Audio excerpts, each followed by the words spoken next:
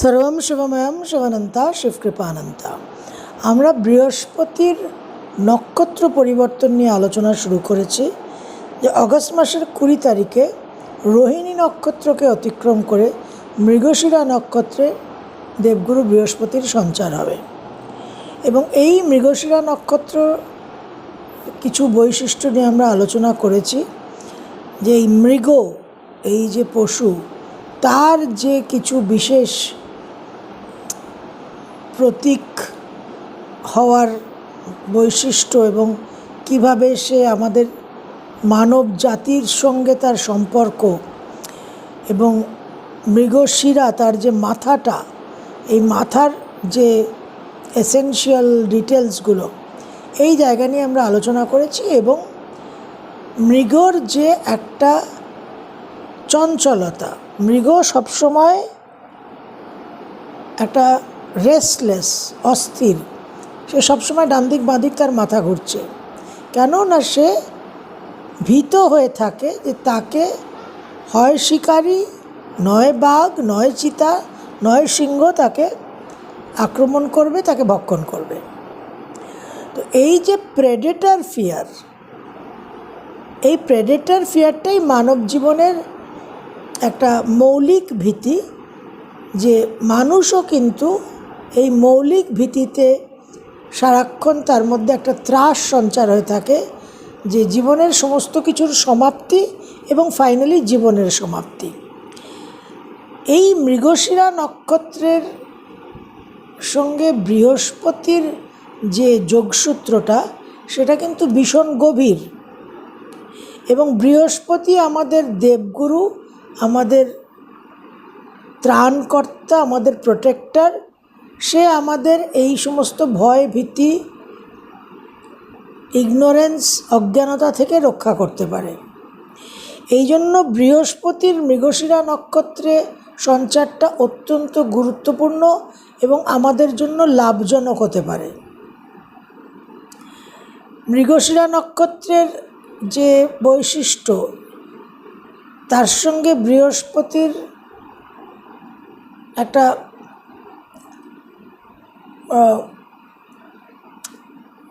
বেশ ভালো রকম ডিফারেন্স আছে। কিন্তু বৃহস্পতি সেই গুরু যে অজ্ঞান চঞ্চল মানবকে, শিষ্যকে শান্তি প্রদান করতে পারে, জ্ঞান প্রদান করতে পারে। এবং বৃহস্পতির সঙ্গে মৃগশিরা নক্ষত্রের গভীর সম্পর্ক, সেই সম্পর্ক নিয়ে আজকে আমরা একটু আলোচনা করব।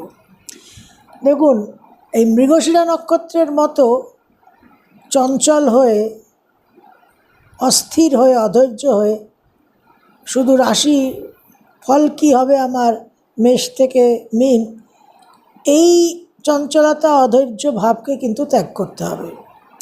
কারণ প্রতিটা ক্ষেত্রে আমরা যে মাইথোলজিক্যাল স্টোরিগুলো পাই, যে পৌরাণিক কাহিনীগুলো, এই প্রতিটা কাহিনী এবং প্রতিটা প্রতীকের মধ্যে কিন্তু আসল রহস্যটা লুকিয়ে থাকে। এবং সেই রহস্যটাই হচ্ছে প্রতিকার, রেমেডি। প্রতিটা কাহিনী, আখ্যান, অ্যাকচুয়ালি মিথোলজি তো আখ্যান শাস্ত্র। এই প্রতিটা কাহিনী, গল্পের মধ্যে লুকিয়ে থাকে সলিউশনটা, সমস্যার সমাধানটা। এই জন্য কাহিনীর এত চল, কথা, ব্রত কথা, এর এত চল এই কারণেই, কারণ এই কথার মধ্যেই অনেক কিছু সমাধান লুকিয়ে আছে।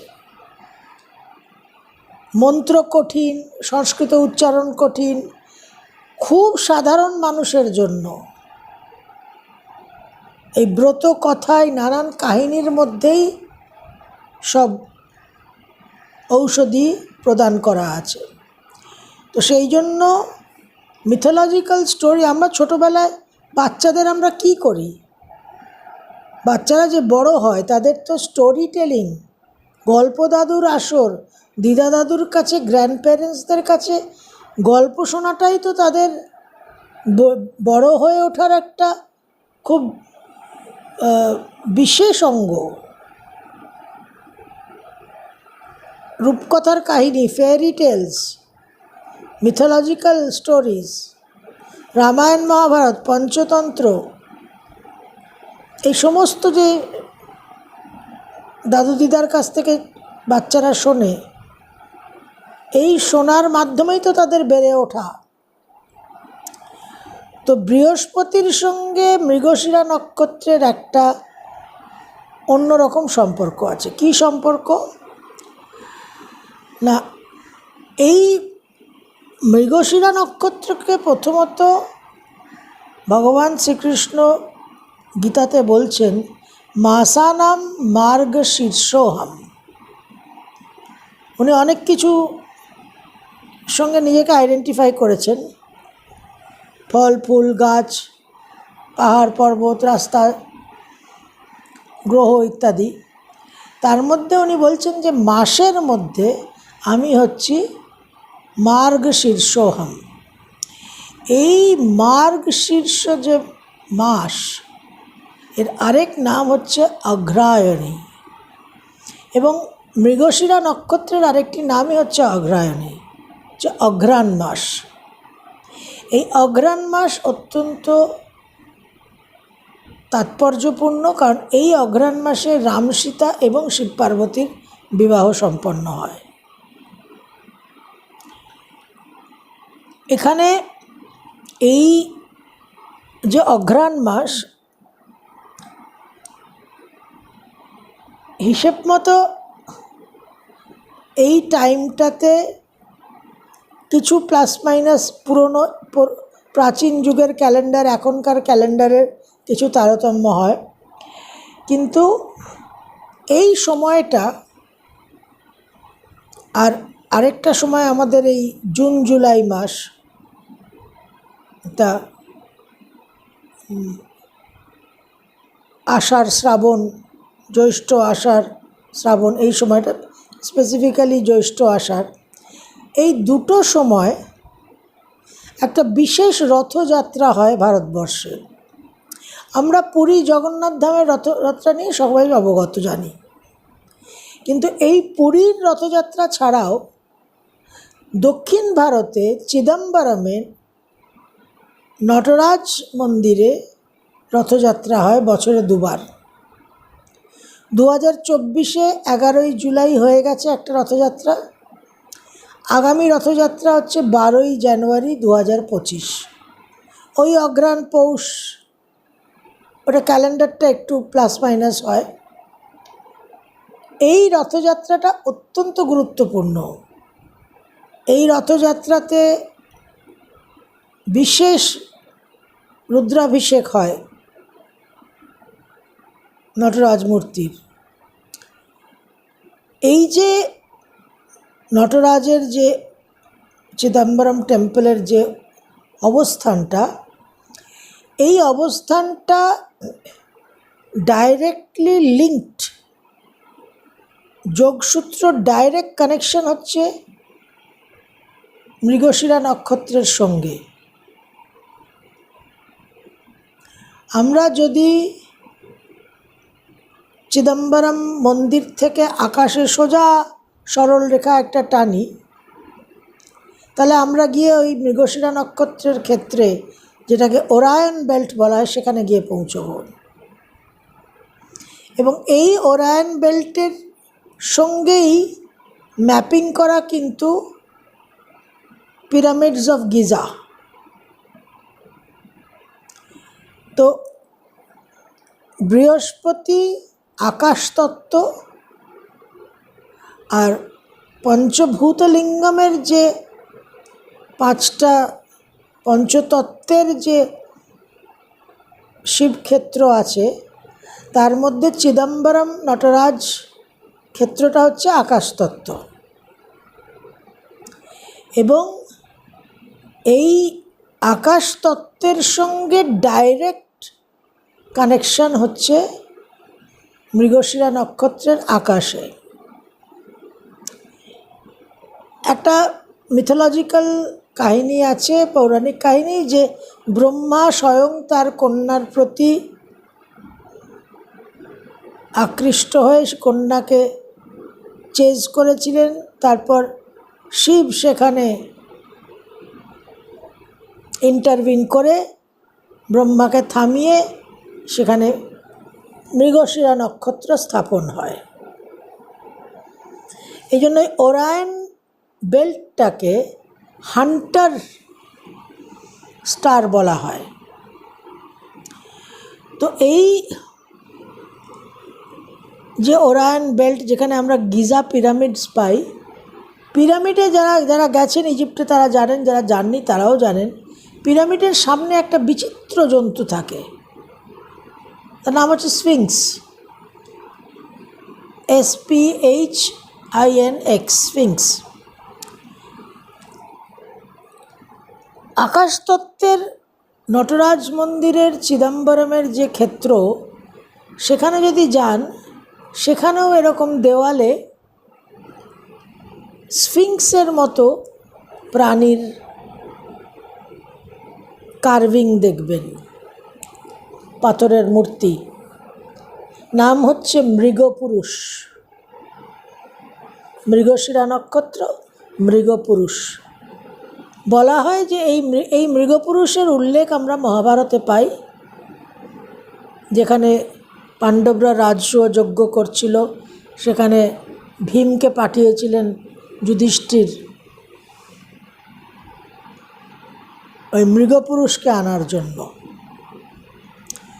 তো এই মৃগপুরুষ, এই নটরাজ ক্ষেত্র, এই মৃগশিরা নক্ষত্র এবং নটরাজ যে মূর্তি শিবের, সেই মূর্তিতে আমরা কী পাই, যে দেবাদিদেব মহাদেবের ডান পা একটা অসুরকে দমন করে আছে, অপস্মারা।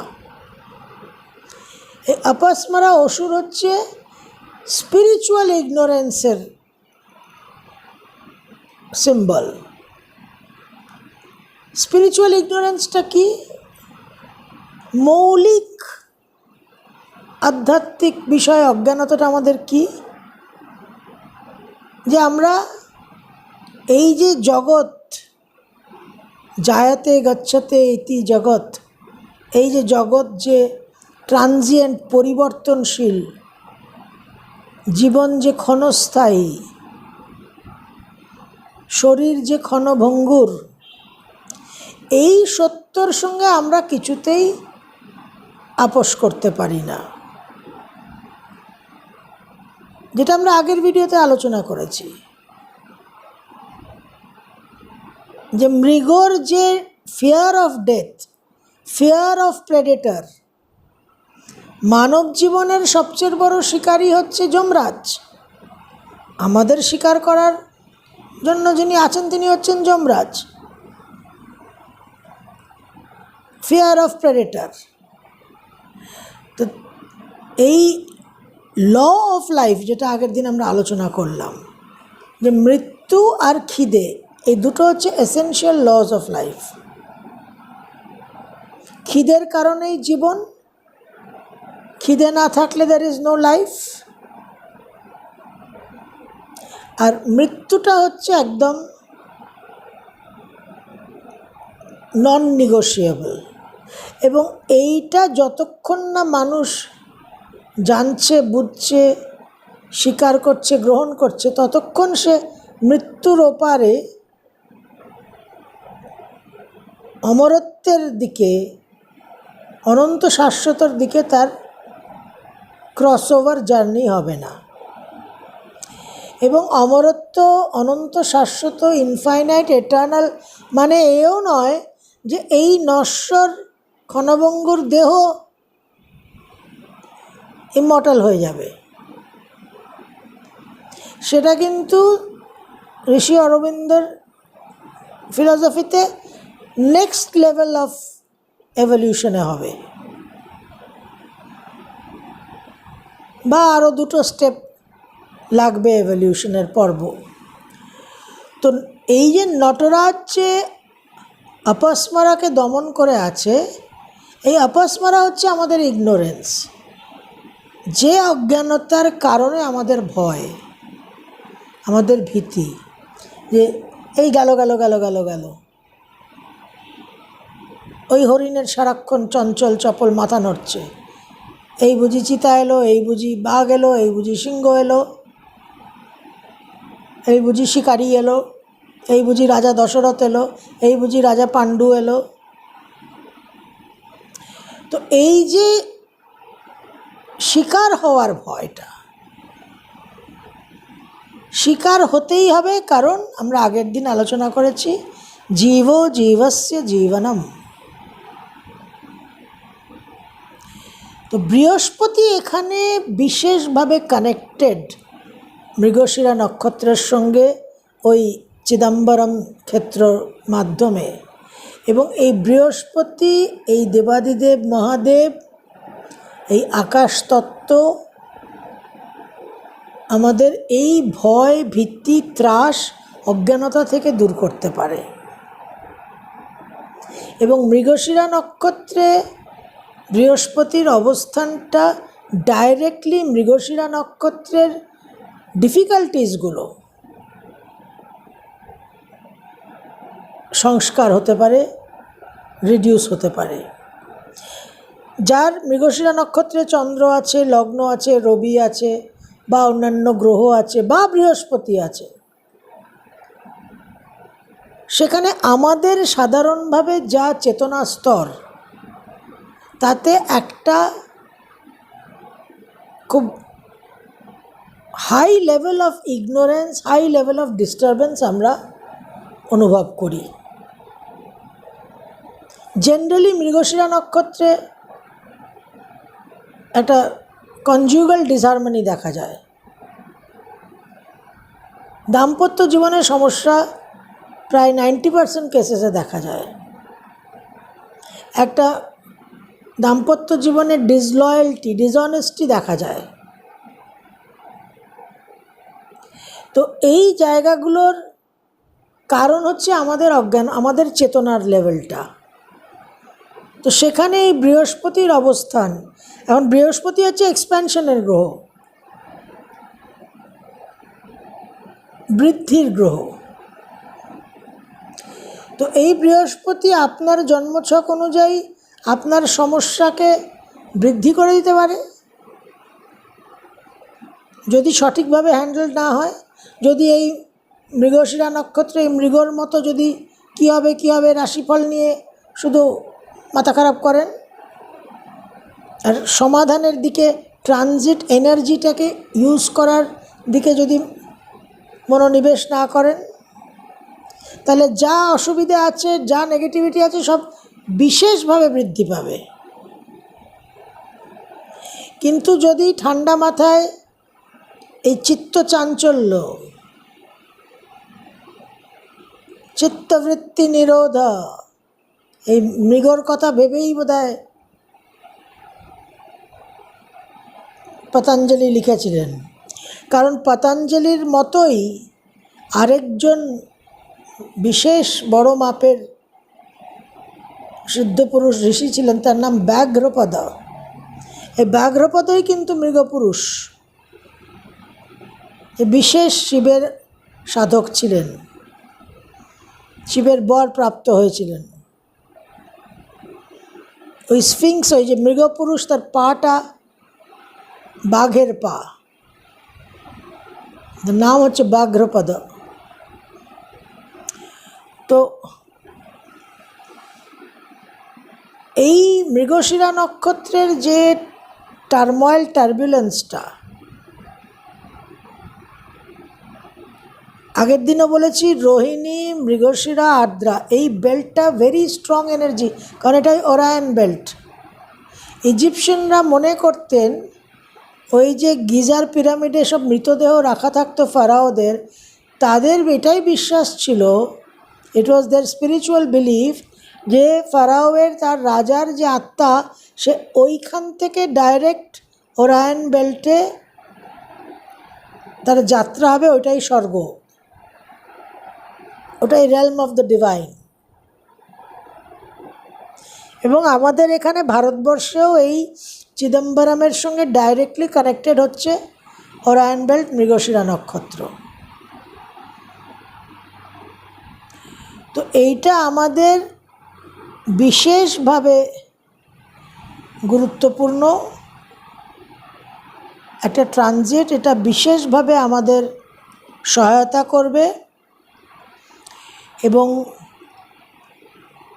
বৃহস্পতির কিছু সাধনা আমাদের করার প্রয়োজন আছে, যাতে বৃহস্পতি এখানে বলবান হয়ে একটা আপনার বৃষ রাশি যে ভাবেরই অধিপতি হোক না কেন, আপনি সেখানে একটা রেজাল্ট পেতে পারেন। আগামী 31শে আগস্ট নিয়ে আমি আপনাদের বলেছি, আবারও আজকে একটু রিপিট করে দিচ্ছি যে আগামী 31শে আগস্ট আমাদের একটা বিশেষ অনুষ্ঠান আছে কলকাতার রামকৃষ্ণ মিশন ইনস্টিটিউট অফ কালচারে, বিকেল 4:30 থেকে সন্ধ্যে 7টা অবধি শিবানন্দ হলে, বেদ বেদান্ত বেদাঙ্গ নিয়ে। সেখানে এই সমস্ত বিষয় নিয়ে আমরা আলোচনা করব, যে রাশিফল খেয়ে খেয়ে আপনারা কিভাবে আরও আপাসমারা হয়ে উঠছেন এবং বেদ বেদাঙ্গ বেদান্ত নির্ধারিত পথ চলাটা কী। বিশেষ কিছু বক্তা থাকবেন, তার মধ্যে আমার সামান্য কিছু অবদান বক্তব্য থাকবে। শ্রীমান নীলোৎপল ব্যানার্জির সঙ্গে আপনারা সম্পর্ক করবেন। ওনার হোয়াটসঅ্যাপ নাম্বার হচ্ছে 7980599389, 7980599389। শ্রীমান নীলোৎপল ব্যানার্জি, ডক্টর নীলোৎপল ব্যানার্জি, ওনাকে এই নাম্বারে হোয়াটসঅ্যাপ করলে উনি আপনাদের প্রবেশপত্র, প্রবেশ মূল্য সামান্য 200 টাকা রাখা হয়েছে, তো এন্ট্রি কার্ড ইত্যাদি আপনাদের প্রক্রিয়া করার পদ্ধতিটা বলে দেবেন এবং আপনাদের সহায়তা করবেন। তো এই বৃহস্পতির অবস্থানটা মৃগশিরা নক্ষত্রে ভীষণভাবে ক্রুশিয়াল, কারণ আমাদের সেকেন্ড হাউস, কালপুরুষের যে সেকেন্ড হাউস, সেখানে আমাদের সঞ্চিত অর্থ, যা কিছু সঞ্চিত, এভরিথিং অ্যাকিউমুলেটেড, আমাদের সেকেন্ড হাউস, মুখ, চোখ, আমাদের বাণী, বাক, বৃহস্পতি বাচস্পতি। তো এই আমাদের যে খিদে, এই বৃষতে রাহু তুঙ্গস্থ হয়, তো খিদেটা, অ্যাপিটাইটটা রাহু টাইপের না হয়ে অ্যাপিটাইটটা যদি জুপিটার টাইপ হয়, তাহলে আমাদের জীবনে অনেক মানমাত্রার পার্থক্য হয়ে যায়। অসুরিক খিদে না হয়ে যদি একটা দিব্য খিদে হয়, সেটা if our appetite is inclined towards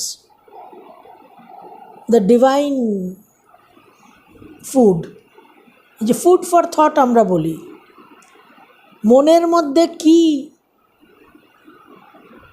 খাদ্য প্রবেশ করছে, what are we feeding the mind with.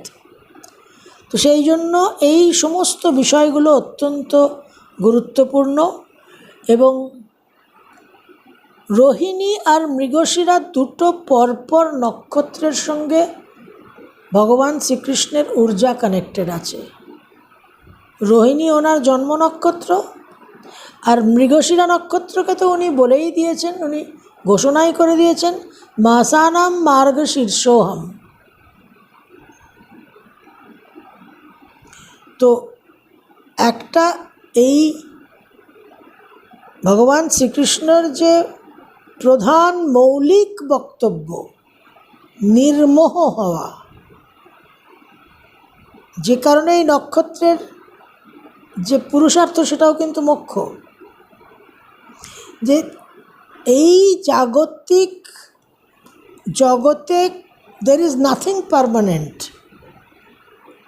Enjoy life as long as it is ongoing. চলে গেল ভেবে ভয় পেয়ে কোনো লাভ নেই, কারণ চলে যাবেই একদিন। তো এখন আমাদের মধ্যে আমরা তো কেউ মার্কণ্ডেয় ঋষি নই, যে একেবারে শিবলিঙ্গকে জাপটে ধরবো আর মহাদেব প্রকট হয়ে 16 বছরকে 16 কল্প করে দেবেন? আমরা তো বিশ্বাসই করি না। এবং সামান্য পান থেকে চুন খসলে তো মহাদেবের ऐसी কি तैसी। তো একটা আমাদের এই ভগবান শ্রীকৃষ্ণের যে মেসেজটা, যে বার্তাটা, নির্মোহ হওয়া, সেই বার্তাটা যখন ফাইনালি অর্জুনের ব্রেনে প্রবেশ করলো, তখন কিন্তু অর্জুন ওই কথাটাই বলেছিলেন, নষ্ট মোহ। এই মোহর কারণে হচ্ছে আফত কা জড়। এবং এই মোহ আছে বলেই মৃগশিরা নক্ষত্র সারাক্ষণ ডান দিক বাঁ দিক করছে, রেসলেস। সে ভয়, তার ভীতি, তার ইনসিকিউরিটি। তো এই ইনসিকিউরিটিটা বৃহস্পতির প্রোটেকশন দিয়ে মিটতে পারে। এই রেসলেসনেসটা বৃহস্পতির জ্ঞান দিয়ে মিটতে পারে। এবং গ্রহ হচ্ছে মঙ্গল। মঙ্গলের যে শক্তি, যে তপস্যার যে শক্তি, মঙ্গল তো কারেজ। এবার কন্ট্রাডিকশনটা দেখুন, সাহস বীরত্বর যে গ্রহ, তার সঙ্গে কানেক্টেড হচ্ছে সেই নক্ষত্র, যেই নক্ষত্রের মধ্যে সারাক্ষণ ভীতি, ভয়, অনিশ্চয়তা, গেল গেল গেল ভাব। তো এইখানে বৃহস্পতির ওয়ার্কিংটা ইজ ভেরি ইম্পর্ট্যান্ট। এবং এখানে একটা খুব মজাদার ব্যাপার আছে, যে এই নক্ষত্রের জন্য যে প্রতিকার আমরা করতে পারি, সেটা খুব রসময় একটা প্রতিকার। কারণ মৃগশিরা নক্ষত্র ইজ এ সেন্সুয়াল নক্ষত্র। তো সেখানে তার প্রতিকারটাও কিন্তু খুব আমাদের একটা সেন্সেসকে, ইন্দ্রিয়কে সার্ভ করে, তুষ্ট করে। সেটা হচ্ছে খয়ের। পানের মধ্যে আমরা যে খয়ের খাই, কাত্থা, সেই খয়ের। তো মৃগশিরা নক্ষত্রের সঙ্গে এই খয়ের গাছের একটা সম্পর্ক আছে। তো আমরা এই মৃগশিরা নক্ষত্রের রেমেডি হিসেবে এক টুকরো খয়ের আপনি সঙ্গে সবসময় রাখতে পারেন, একটা কাপড়ে বেঁধে। আপনি রোজ আহারের পর খয়ের দেওয়া একটা পান খেতে পারেন, সামান্য একটা সাদা পান।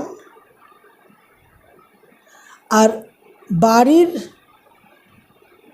সাদার্ন ডিরেকশনে, দক্ষিণ দিকে একটা লাল পাত্রে, লাল আপনারা সেরামিকের পাত্র পাবেন, পাথরের পাত্র পাবেন, বা কোনো পাত্রে একটু লাল কাগজ দিয়ে, লাল কাপড় দিয়ে মুড়ে একটু খয়ের রেখে দেবেন বাড়ির দক্ষিণ দিকে, সাদার্ন ডিরেকশনে। এটা আপনার বাস্তুর দিকটাকেও কভার করবে। তো বৃহস্পতির মৃগশিরা নক্ষত্রে অবস্থানটা বিশেষভাবে আমাদের জন্য উপকারী এবং লাভবান হতে চলেছে। অবশ্যই আমরা তার মন্ত্র সাধনা ইত্যাদি নিয়ে আলোচনা করব। কী হলো গেল গেল গেল মেষ থেকে মীন রাশি, রাশিফলও আমরা আলোচনা করব। কিন্তু সুস্পষ্ট একটা ধারণা না হলে ওই মুখস্থ বিদ্যে দিয়ে কিন্তু পরীক্ষা পাশ করা যায়, কিন্তু ভালো রেজাল্ট কিন্তু না পরীক্ষায় পাওয়া যায়, না জীবনে পাওয়া যায়। সর্বম শিবময়ম শিবানন্তা শিবকৃপানন্তা।